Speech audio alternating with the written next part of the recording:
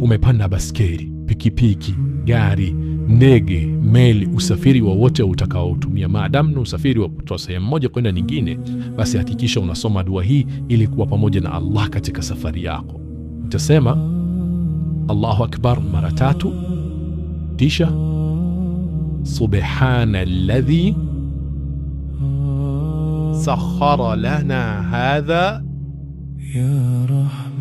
wama kunna lahu muqrinin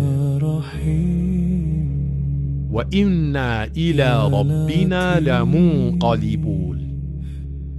Ametakasika yule ambaye ameturahisishia usafiri huu, nasi tusingeweza kumudu kwa uwezo wetu wenyewe, na hakika sisi kwa Allah subhanahu wa ta'ala tutarejea. Kisha anza safari yako.